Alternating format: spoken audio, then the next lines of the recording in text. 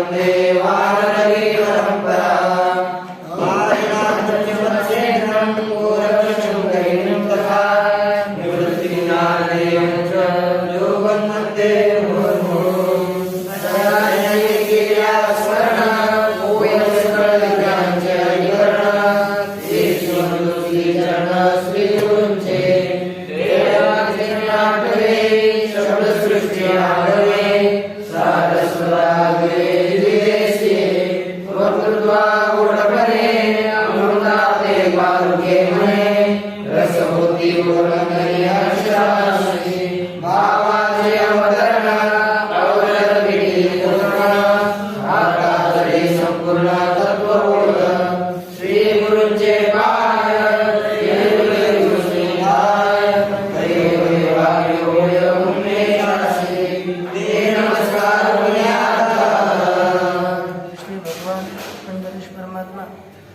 श्री ज्ञानवराय यांच्या अतिवक असीम अशा कृपेने श्री ग्रंथराज ज्ञानेश्वरीचा आपण विचार करत आहोत. ग्रंथराज ज्ञानेश्वरीचा विचार करत असताना भगवान परमात्म्याच्या वचनाचा विचार चालू आहे. काल आपण श्लोकाचं उच्चारण केलं होतं की क्लैब्यमास्मगम पार्थ नैतत्व युग बद्धते क्षुद्रम हृदय दौर्बल्यम त्यक्त दृष्टभरंतभ या श्लोकाचा विचार आपला अवशिष्ट आहे.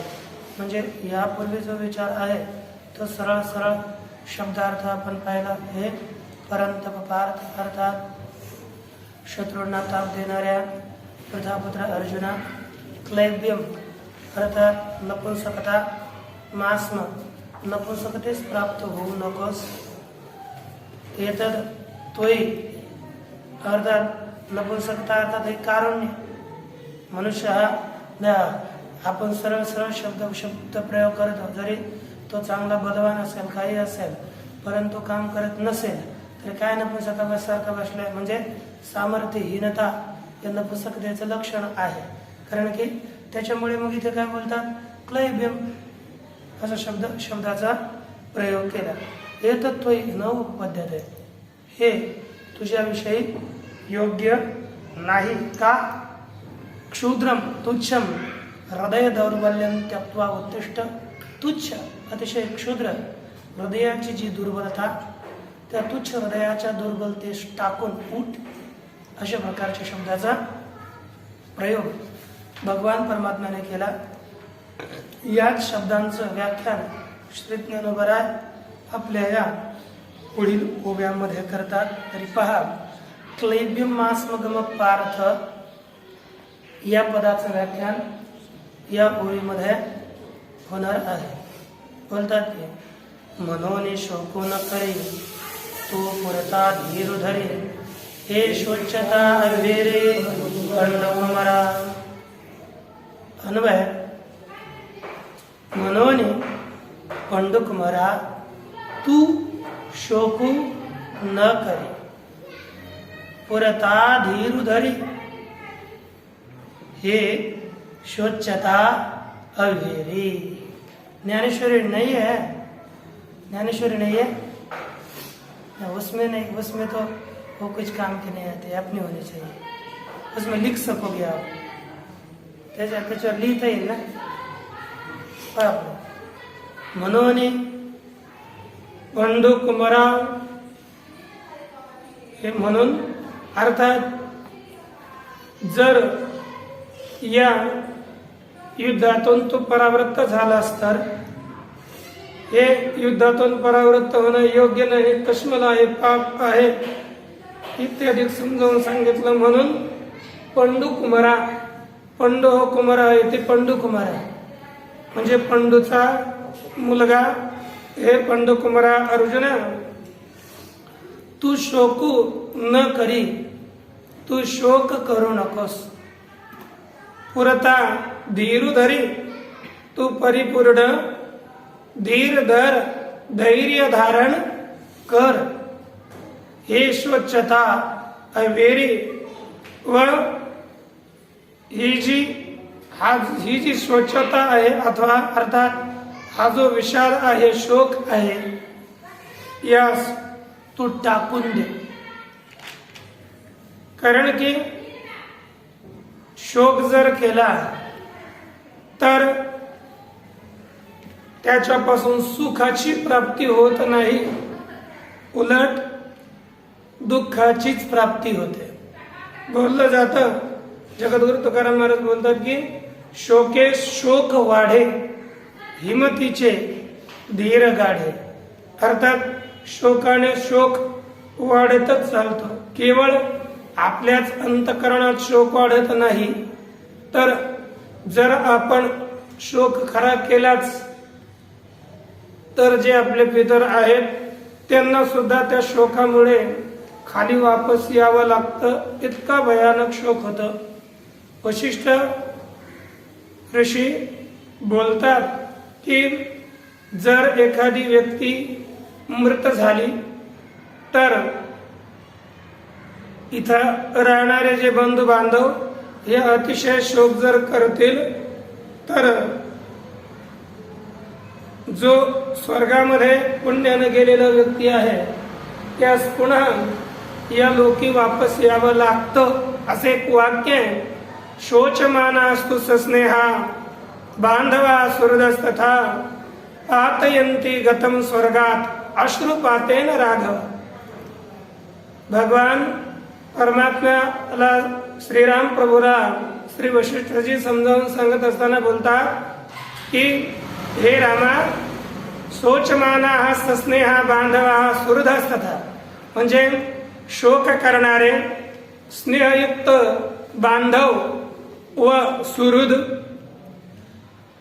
आपल्या इथे जर रडू लागलीच तर आपल्या अश्रूच्या पाताने स्वर्गामध्ये गेलेली जी व्यक्ती आहे त्या स्वर्गात गेलेल्या व्यक्ती सुद्धा पुन्हा ते खाली खेचतात, खाली पाडतात.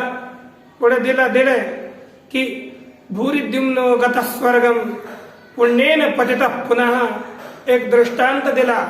भूरिद्युम्न हा आपल्या पुण्याने स्वर्गामध्ये गेला होता, परंतु त्याचे जे काही बंधू वर्ग आहेत, बंधू बांधव आहेत, त्यानं याविषयी इतका शोक केला की तो गेला म्हणून फार शोकयुक्त झाले. तो शोकयुक्त झाल्यामुळे तो स्वर्गातून खाली आला. त्याला खाली यावं लागलं. ते पुण्याने गेला, परंतु यांच्या शोकामुळे तो खाली आला. म्हणून हे राघव शोकम परित्यज, कोणता मृत स्नेहम, जे मेलेले आहेत त्याविषयी स्नेहा सोडून दे, म्हणजे तू त्यांच्याविषयी शोक करू नकोस. कारण की शोक हा निरंतर दुःखाचंच कारण होतो. शोक ही एक उर्मी आहे. आपल्या शरीरामध्ये नजदीक 18 गुण असतात. त्या 18ही गुणांचा आपण त्याग करावा. त्यातील एक शोक आहे.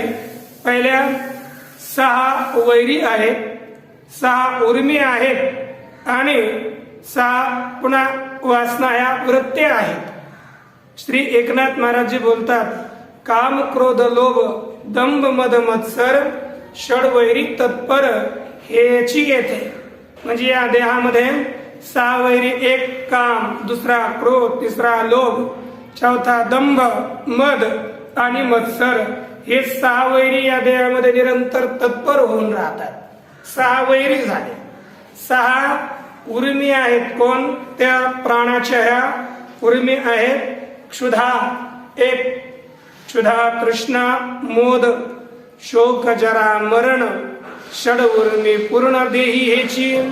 याच देहामध्ये क्षुधा, तृष्णा, मोद, मोद म्हणजे प्रसन्नता, शोक, जरा आणि मरण, या 6 उर्मी याच देहामध्ये नांदतात.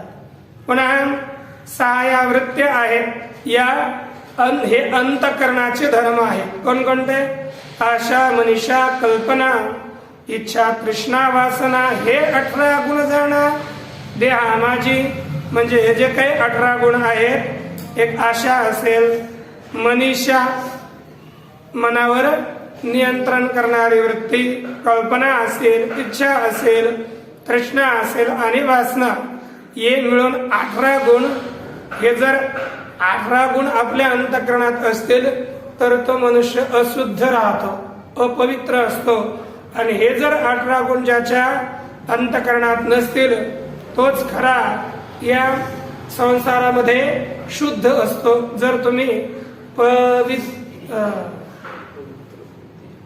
पवित्रत्व देवाने पुण्यवंत अथवा तुम्ही म्हणत असाल कोण पुढं संताविषयी पवित्रता येते ना, जर करायचं असेल तर हा श्लोक, हा जो अभंग आहे त्या ठिकाणी पूर्ण येऊ जावा. शेवटी अभंगामध्ये बोलतात, एका जनार्दनी तेजोनी 18 तोची या संसार माझी शुद्ध. म्हणजे 18 ज्याच्या अंतकरणामध्ये नसतात तोच खरा या संसारामध्ये पवित्र सोहळी एकतीचं भूमंडळ इत्यादी आहेत ना. म्हणजे या ठिकाणी जर आपल्याला पवित्र आहेत तर हे सांगायचं असेल तर हे 18 गुण ज्याच्या अंतकरणात नसतील तो खरा पवित्र होऊ शकतो. म्हणून हा जो शोक आहे, शोक याच्यातीलच एक आहे. अर्जुना का पुढे भगवान परमात्मा बोलतात की हा तू शोक सोडून दे असं सांगून पुढे त्यांना बरं का सोडू, तर ते आणखी बोलतात नाही तर त्वयुपपद्यते या पदाचं व्याख्यान करताना सांगतात, तुझं नव्हे हे उचित हेने नासेल जोडले बहुत, तू अजून तरी हित विचारी पांग. बोलतात की तुझं अन्वय, तुझं हे उचित नव्हे येणे जोडले बहुत नासेल. आपल्याला अन्वय कळायला पाहिजे बरं का. नवीन असोत पुराणे असोत केवळ बसू नये, अन्वय अर्थ लक्षात आला पाहिजे. येथे येऊन बसायचं निघून जायचं हे असं नसावं. तुझं हे उचित नव्हे येणे जोडले बहुत नासेल, पा तू अजूनी तरी हित विचारी. अर्थ तुझं हे उचित नव्हे, तुझचा अर्थ आहे तुला हे अर्जुना, तुला हे उचित अर्थात योग्य नव्हे म्हणजे नाही. येणे याने अर्थात या शोकाने जोडले बहुत नासेल. जे जे प्राप्त झालेलं आहे, जोडले म्हणजे प्राप्त झालेले, बहुत अर्थात सगळे नष्ट होऊन जाईल. अर्जुन पुढे आणखी बोलतात, हे अरे अर्जुना तू अजून तरी हित विचारी, तू अजून तरी हिताचा विचार कर. असं भगवान परमात्मा अर्जुनाला बोलतात. कारण की अर्जुनानं इतकी कीर्ती मिळवली होती. हे असं नाहीये की अर्जुनानं जेव्हा महाभारताचं युद्ध केलं तेव्हाच त्याची कीर्ती झाली. तत्पूर्वीच अर्जुनाची कीर्ती ही दिगंतरी पसरलेली होती. अर्जुन हा यज्ञ करत असताना त्या यज्ञाचा जो अश्वमेध यज्ञ करण्याकरता घोडा सोडला जातो, त्या घोड्याच्या मागे म्हणजे सगळ्यांना ते घोडा कोणीच रोखवला नाही. तो वापस आला तर तो यज्ञ पूर्ण होऊ शकतो. परंतु असा हा अश्वमेध यज्ञ करत असताना अर्जुन त्या घोड्यामागे जात असे ना, तरी अर्जुनाला पाहून सगळे ते आपल्या इंग्रजीमध्ये सरेंडर म्हणतात आपण, म्हणजे पुरंत शरणागती घेऊन येत असत सर्वच योद्धे. इतका अर्जुनाचा धरारा सगळ्यांपुढे बसला होता. आणि अर्जुन हा फार मोठा महान योद्धा होता, म्हणून त्याला जितके लोक मानत होती ते सगळेच जितकं प्राप्त झालेलं आहे ते सर्वच जाईल असं या ठिकाणी भगवान परमात्मा म्हणत आहे. कारण की पुढे सुद्धा बोलतात, अवाच्यवादांश बहुन वदिष्यन्ति तवा हिताः निंदन्तस्तव सामर्थ्यम ततो दुःखतरं नुकिम. कारण की फार अवाच्य जे बोलण्यायोग्य नाही अशी वचन ते बोलतील, मग त्यापेक्षा दुःखाधिक काय असणार आहे. कारण की आपण जर आपली कोणी ज्यांच्यामध्ये आपण मोठे झालेलो आहे त्यांच्यामध्ये जर आपल्याला लहान होण्याची पाळी आली पुन्हा, तर त्यासारखं दुःख कोणाच्याही अंतकरणाला वाटत नाही. म्हणून अर्जुना, तू जी जी कीर्ती प्राप्त केलेली आहे ते सगळे निघून जाईल बर का. आणखी अजून तरी तू हिताचा विचार कर. हित मनुष्याच्या जीवनामध्ये एक याला आपण हित दोन प्रकारचे हित म्हणूया. एक लौकिक हित आणि तिसरं एक सामान्य हित आणि दुसरं आत्यंतिक हित. आपण त्या हिताचे दोन प्रकार करूया. एक श्रेय प्रकार व दुसरा प्रेय प्रकार. म्हणजे श्रेयात्मक हित व प्रेयात्मक हित. जे प्रेय हित आहे ते दोन प्रकारचं आहे. एक अलौकिक हित आणि दुसरं आहे पारलौकिक हित. हे अलौकिक हित या लोकातील जी काही सुख सुविधा, राज्य इत्यादी या देहाच्या सुखाकरिता मिळणारे पदार्थ, हे सर्व या लोकातील हित आपण म्हणतो. एखादा परीक्षा वगैरे शाळेतील देत असेल आणि त्यामध्ये नोकरी जर लागली तर ते म्हणतं फार माझं कल्याण झालं. त्या हे कल्याण म्हणजे या लोकातील बस देह चालण्यापुरतं होणार हे हित आहे. हे प्रेय हित आहे. आणि या लोकातील सोडून काही लोक परलोकाकरिता, स्वर्गादी लोकाकरिता प्रयास करतात. हे हितच आहे परंतु प्रेय हित आहे. हे दोन्ही हित असतील परंतु हे प्रेय हित अलौकिक असो किंवा पारलौकिक असो, हे अनित्य हित आहे. तर काय कर, परंतु अर्जुना, जर तू युद्ध केले नाहीस तुला या ठिकाणी अलौकिक हित सुद्धा प्राप्त होणार नाही आणि पारलौकिक हित सुद्धा प्राप्त होणार नाही. कारण की या लोकातील हित म्हणजे राज्य प्राप्त करणं किंवा हस्तिनापूरची काय आपली धरती राज्य पूर्ण केलं होतं ते प्राप्त करून आपली कीर्ती या जगामध्ये मिरवणं, हे म्हणजे अलौकिक हित होईल. परंतु जर अर्जुनाने युद्ध केलं नाही तर या लोकातील हित सुद्धा अर्जुनाला प्राप्त होणार नव्हतं. आणि युद्ध न केलं तर राज्य नाही आणि स्वर्गाधिकाची सुद्धा प्राप्ती होणार नाही. कारण की हे जर क्षत्रिय युद्धामध्ये जाऊन क्षत्रिय रणी पळून जाणे हे कोणच आहे, भिंगुळवाणे असे प्रमाण येतं. परंतु म्हणजे क्षत्रिय हा जर रणातून वापस गेला तर त्याला स्वर्गाधिकांचे नाही, उलट त्याला त्याचा अधर्म होतो. जर धर्मक्रिया आपण पूर्ण केल्या तरच तिथून पुढे कल्याण होऊ शकतं. परंतु जर युद्धातून तू वापस गेलास तर तुला न या लोकातील या राज्याची प्राप्ती होईल न स्वर्गाची प्राप्ती होईल. म्हणून प्रेय हित तुला प्राप्त होणार नाही.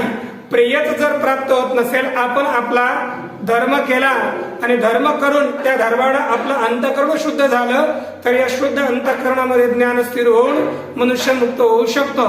परंतु जर आपण आपला धर्म केला नाही तर अंतःकरण कधीच शुद्ध होणार नाही आणि हिताची हिताची सुद्धा प्राप्ती होणार नाही. म्हणजे अर्जुना, तुला कोणत्याच प्रकारच्या हिताची प्राप्ती होत नाही. विशेषतः प्रेय हित प्राप्त झालं नाही तरी सुद्धा श्रेय हित प्राप्त होण्याकरता मनुष्यानं धर्माचं पालन अवश्य करावं, जेणेकरून अंतःकरण शुद्ध होऊन त्या स्थिर झालेल्या अंतःकरणामध्ये आत्मतत्व आविर्भूत होऊ शकेल. कारण की या दोन्ही प्रकारच्या हिताचा जर आपण खरा विचार केला तर ते दोन प्रकारचे हित कठोपनिषदामध्ये भगवान कठोपनिषदामध्ये यम हा नचिकेताला बोलत आहे की श्रेयश प्रेयश मनुष्य मेतस्थौ संपरित्य विविनक्ति धीरा श्रेयो भी धीरो भी प्रेयसो वृणीते प्रेयो मंदो योग क्षेमात वृणीते. म्हणजे श्रेय आणि प्रेय हे दोन्ही हे मनुष्याला प्राप्त होतात.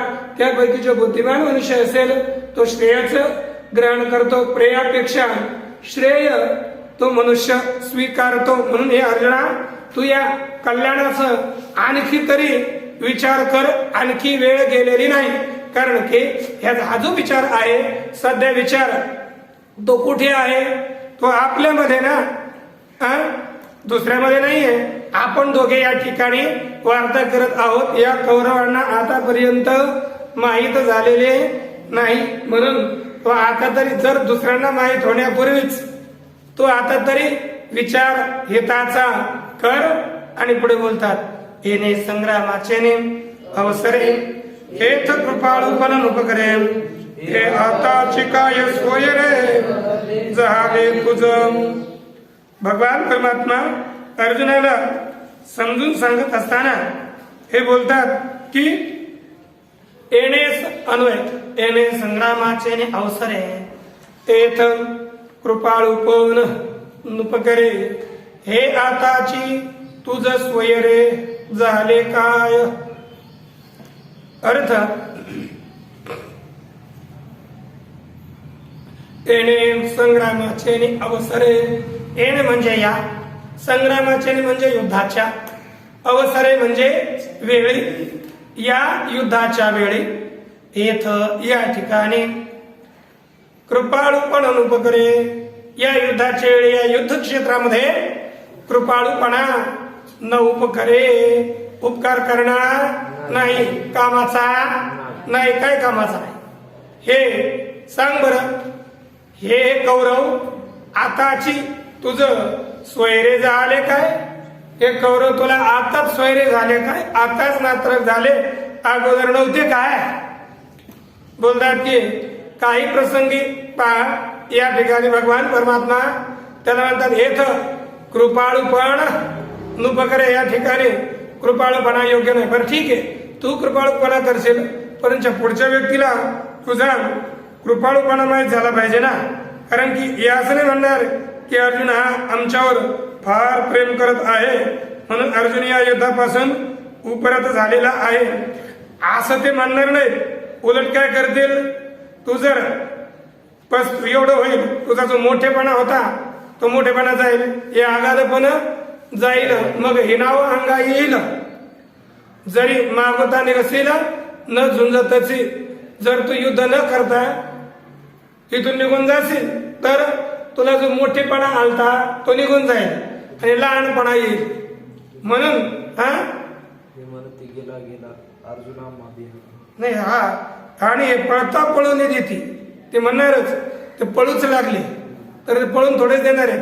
अर्जुन भ्याला ते म्हणणारच, परंतु ते पळत असताना पळून देणार नाही, धरणार, मग तुझे कपडे फाडणार, ते म्हणजे अवकाळ दुर्दशा करून टाकतील. म्हणून अर्जुना या ठिकाणी युद्ध क्षेत्रामध्ये कृपाळूपणा हा कधी उपयोगाचा नसतो. हे सांग बरं, आताच काय स्वरे तुला झालेत का? भगवान परमात्मा इथे थोडे रागावल्यासारखं बोलतात. तुला काय कळत नाही का की आता स्वरे झाले का तुझे? याच्या अगोदर झोपला होता का? म्हणजे असं काही वेळेस कठोरपणा आणावाच लागतो. कठोरपणाशिवाय पुढची व्यक्ती लवकर सुधरत नाही. निरंतरच कृपाळूपणा जर ठेवला तर तुमच्यासारखे निघतात काही, आहे की नाही? अभ्यास न करणारे, संध्या न करणारे असे विद्यार्थी होतात, आहे की नाही? म्हणजे काय होतं, कारण की जर तुम्हाला सांगतो, जर रोग झाला आणि रोग झाला आपल्या समजा छातीत रोग झाला आणि त्याला वरून असं मालिश करू लागला, कशाचे? थोडं मस्त तेल लावू लागला आणि चांगलं आहे बरं का, बरं हे म्हणजे त्याला हे करू लागलो.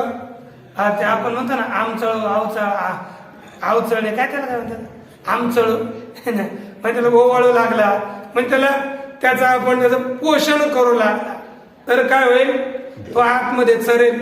हा त्याला काटा जर आपलं कुरूप झालं, तो तसाच ठेवून राहू लागला तर ते आत जाऊन तुम्हाला काही एखाद्या दिवशी चालू देणार नाही. पोभाळीता सरे अंतरीचे दुःख है ना, मग तो आतमध्ये सरेल आणि फार मोठं होईल. तर समजा एक मुलगा होता, मुलाला काय झालं की नंतर काही काळानुसार त्याने चोरी केली.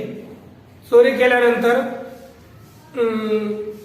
राजाने त्याला पकडलं आणि शेवटी त्याला फाशीची शिक्षा दिली.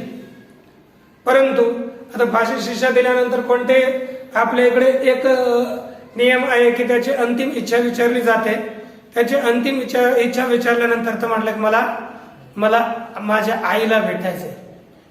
तिथे गेल्यानंतर आईजवळ गेल्यानंतर काय झालं, आईचं तिथं गेल्यावर जोरानं जाऊन आईच्या एका कानफडात मारली.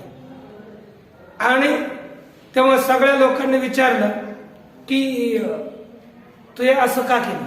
कोणी म्हटलं असेल बा काहीतरी, परंतु विचारलं का केलं. ते म्हटलं की एक कारण आहे. जर मी लहान होतो, लहान असताना मी दुसऱ्याचे पेन पेन्सिल वया जेव्हा चोरून घेऊन ठेवून देत होतो, तेव्हा आई मला फार चांगलं म्हणत असत, प्रेमानं माझ्या शिव्यावर, म्हणजे तिला आनंद होई की हा चोरून काहीतरी आणतोय. आणि त्या चोरीचा परिणाम इतका झाला तर आज ही माझ्यावर पाळी आली. मी एवढी मोठी चोरी केली आणि आज मरायला चाललंय. मला जर आईनं त्यावेळेस सुधारलं असतं तर आज ही वेळ आली नसती. म्हणून काही जर मूर्खता केली, कोणाला राग जरी आला तरी त्याला शिक्षा करणं आणि केलीच पाहिजे.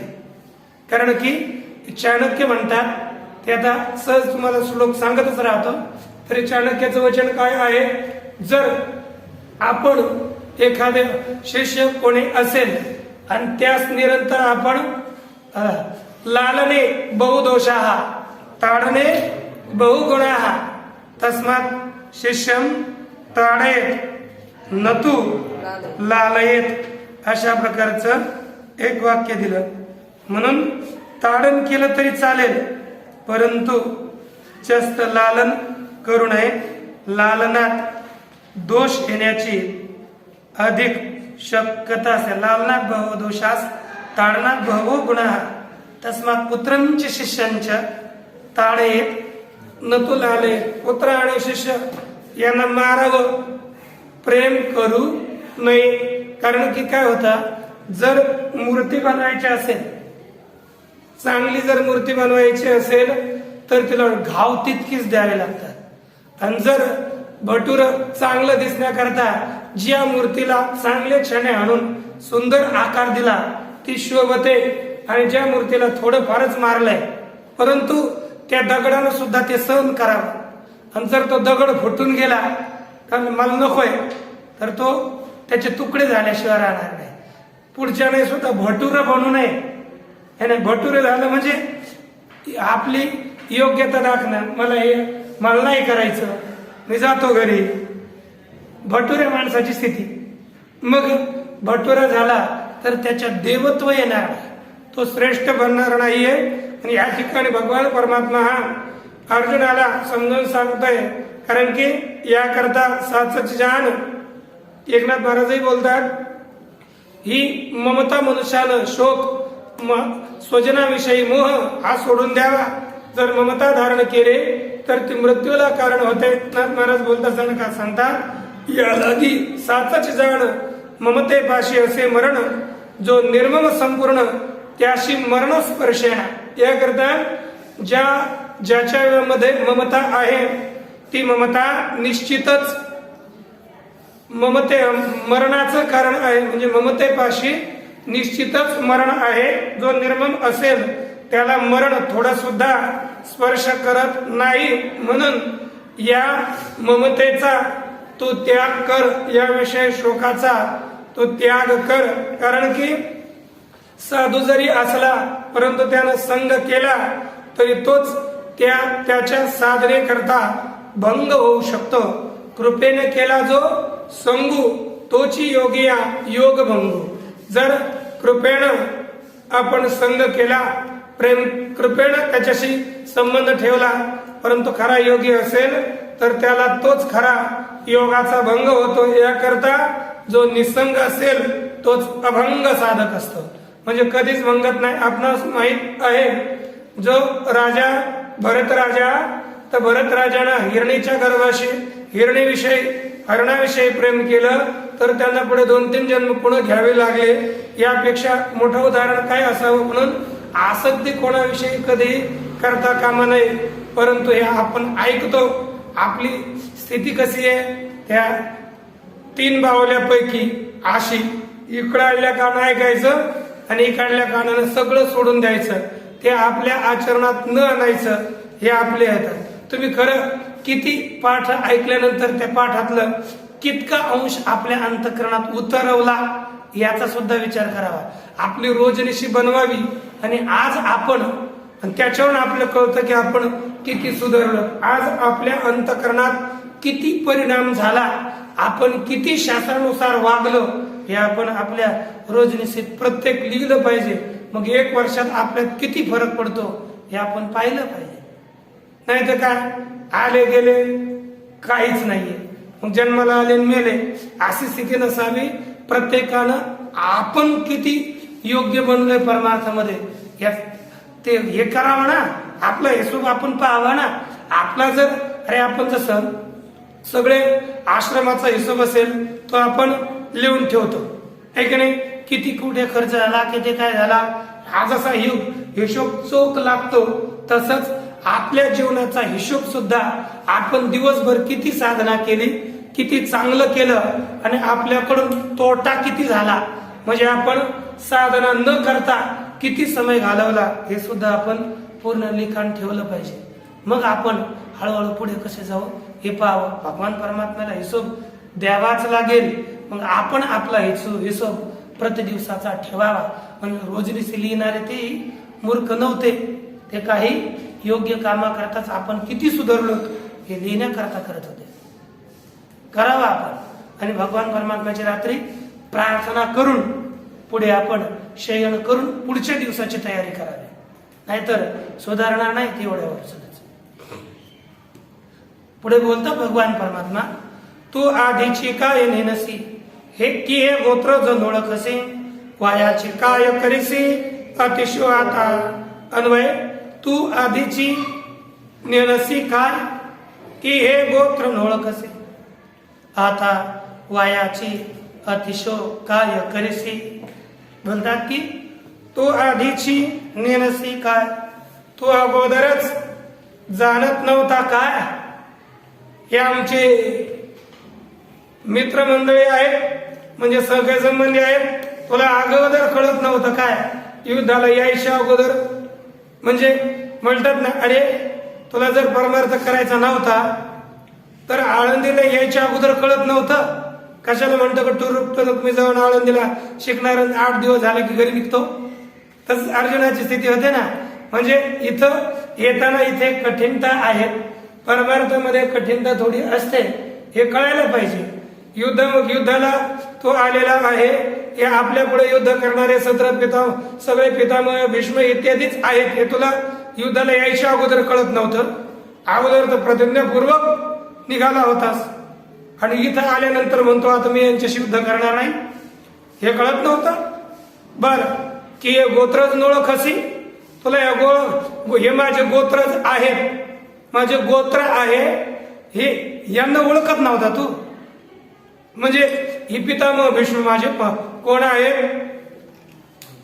आजोबा आहे, हे कळत नव्हतं.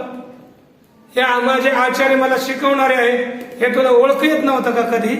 बरे जे द्रोणाचार्य इत्यादी झाले, कृपाचार्य आमचे आचार्य आहे, दुर्योधन हा माझा भाऊ आहे, हे अगोदर शकुनी मामा आहे, शल्य मामा आहे, हे कळत नव्हतं का. इथे आल्यानंतर तू असं बोलत आहेस.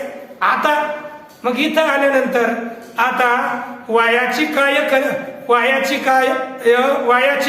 अतिशय काय करीसी. इथे मग काय वायाची अर्थात व्यर्थच. आता म्हणजे आता वायाची अर्थात व्यर्थच.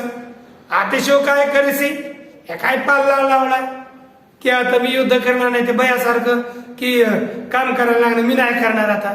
म्हणजे तुम्हाला माहित असेल, या मूर्ख नवरदेव वर गेल्यानंतर अगोदर काही तो नियम ठेवत नाही, पारावर गेलेच म्हणतो मला हे आणलं तरच मी पुढे जाईल, है ना.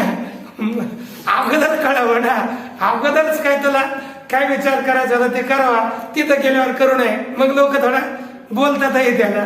तशी तुझी स्थिती झाली आहे. म्हणजे नवीन नवरदेव असल्यासारखा तू आता हे काय करत आहेस. बरोबर आणखी समजून सांगतात. कारण की एखादी व्यक्ती गरम झाली ना, गरम झाल्यानंतर फार बोलत असते. भगवान परमात्म्याचा स्वभाव सध्याला तसाच दिसतो, एकदम तावामध्ये भगवान परमात्मा बोलतात।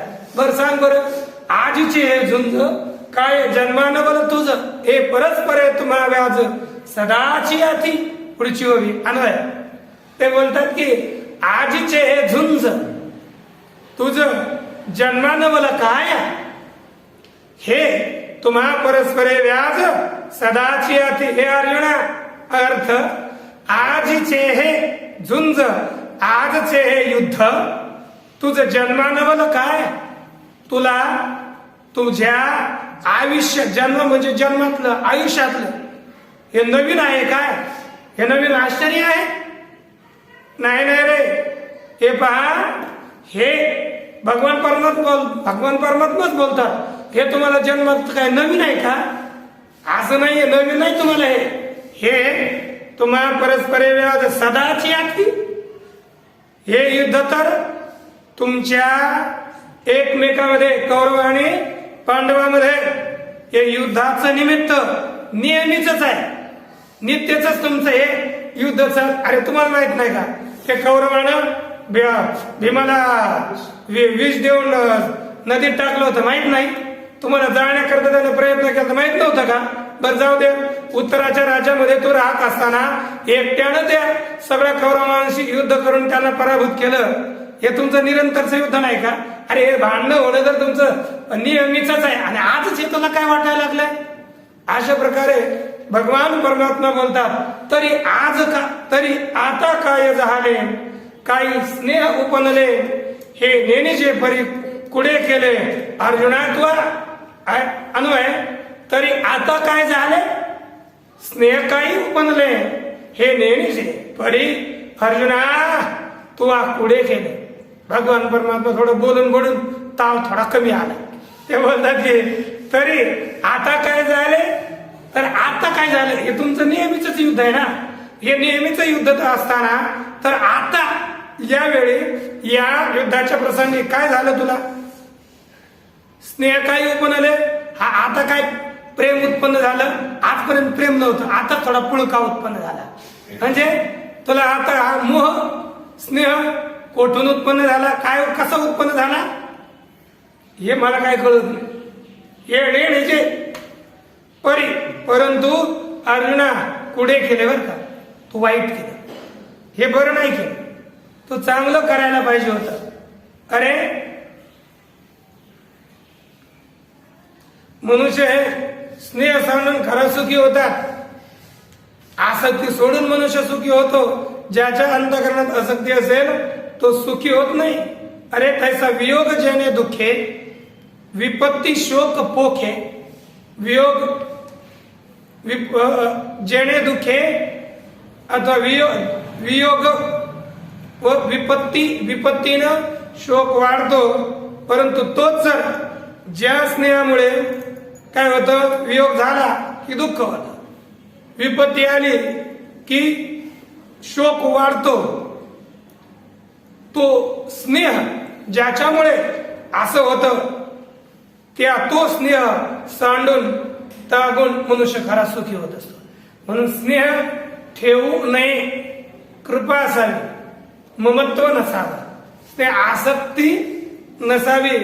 अरे अर्जुना पा, तू मोह धरलाय मान्य, काय जर असं केलं ना, यापासून काय परिणाम होईल ऐक।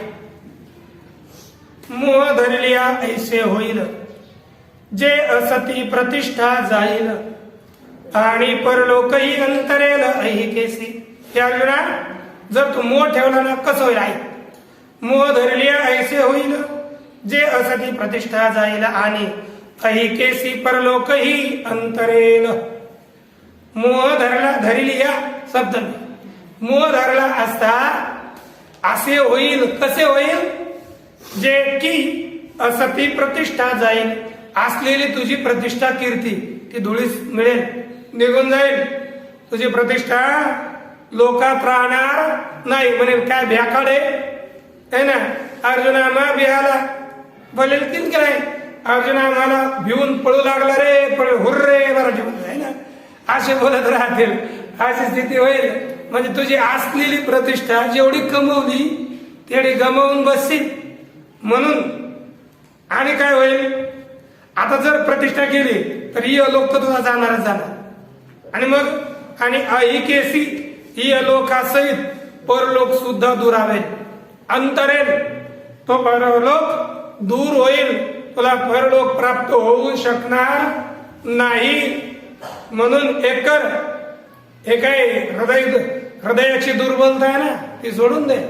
क्षुद्रम हृदय दौर्बल्यम त्यक्त्वा उत्तिष्ठ, हृदयाचे ढिलेपण हेत निकियासी रे कारण, हे संग्रामी पतन जाण क्षत्रियांसी.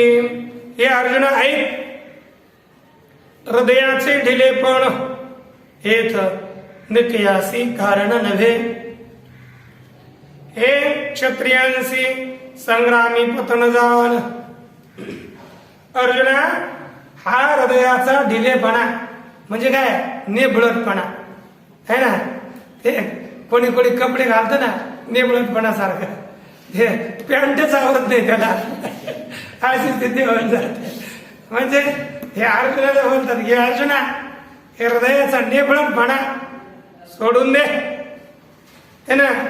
का बरं, येथे निकियासी कारण नव्हे, येथे कल्याणाला कारण नाही, सोडून दे बरं का. बर का बरं, अरे क्षत्रियांशी संग्रामी पतन जाण, हे क्षत्रियांना युद्धामध्ये पतन आहे असं समज. क्षत्रियांचं पतन याच्यामुळे म्हणजे आपापली क्रिया जर आपण केली नाही तर तिथून पुढे काय होणार, पतन प्राप्त होईल, नरकात जाशील. म्हणून सोडून दे. हा मी काय करावं, पुढे ज्ञानोबा बोलतात, निष्कपट व्हावे, उसिना घाई झुंजावे, हे असो काय सांगावे प्रत्यक्षावरील. बोलतात हे क्षत्रियानं काय करायचं, निष्कपट व्हायचं, काही काम न ठेवू नको. हातो वा प्राप्स्यसी स्वर्गम जित्वा वा भोक्षसे म्हणे, योद्धाय कृत निश्चया. उठ, काय कर, निष्कपट हो, आमचा विजय होईल की मार पराजय होईल याची चिंता नाही करायची. निष्कपट व्हायचं, निष्काम व्हायचं, नंतर काय करायचं रे, ऊस आणि तुप्पट उत्साहानं झुंजायचं, हे काम राहतं. आणि हे काय सांगावं, राहू दे, प्रत्यक्षच आहे, तुला माहितच आहे, ओके आम्ही सांगतोय तुला. परंतु काय कर, इथे युद्ध सोडू नको, कारण की हे क्षत्रियांना पतन आहे असं भगवान परमात्मा चांगलं समजावून सांगत होता. तेव्हा अर्जुन मध्येच बोलण्याकरता फडा लागलाच. तर बोलताय, ऐसे नि तो कृपावंतू नाना परी असे शिकवितो, हे ऐकोनी पांडुसुतू काय बोले. अनुभय, ऐसे नि तो कृपावंतू नाना परी शिकवितू असे, हे ऐकोनी पांडुसुतू काय बोले. ऐसेने हे काय होतं ना, सुरुवातीला पुढची व्यक्ती ऐकतच नाही, उत्तर द्यायला गेलं ना, समजायला गेलं तर तेच अगोदर बोलून जातात है ना. मग होती समस्या आहे की नाही, मग बोलताच येत नाही, मग आपल्याच बसावं लागतं गप, मग नंतर शरण आल्याशिवाय बोलत जात है की नाही. तसं इथे बोलला, ऐसेने तो कृपावंतू, ऐसेने म्हणजे असे, तो कृपावंतू, तो कृपाळू भगवान परमात्मा नाना परी शिकवितो असे. नाना परी म्हणजे अनेक प्रकारे शिकवित होता. हे ऐकून पांडुसुत म्हणजे पांडूचा मुलगा अर्जुन काय बोलू लागला. ऐका, तर तो आता चांगलं बोलू. कारण काय झालं ना, भगवान परमात्मा समजून सांगू लागले. तो पुरेपूर भगवान परमात्म्याचं ऐकून घेण्याच्या बेतातच नव्हता, परंतु भगवान परमात्मा सांगू लागले, थोडंफार तर बोललंच पाहिजे. त्याला सगळं सोडून देऊन चाललाच होता, सगळं सोडून दिलं. अरे उठ, हे काय लावलं, उठ. मग तो लगेच त्याला वाटतं भगवान परमात्मा काय विचित्र सांगू लागले. भगवान परमात्मा बसले चुप, मग तो बोलेल आणि बोलल्यानंतर जोपर्यंत शिष्यत्व स्वीकार करत नाही तोपर्यंत आपला धडा भगवान परमात्मा प्रारंभ करत नाही. आता अर्जुन हा बोलण्याकरता प्रारंभ करेल, परंतु करेल उद्या. ओम पूर्णमदः पूर्णमिदं पूर्णात् पूर्णमुदच्यते पूर्णस्य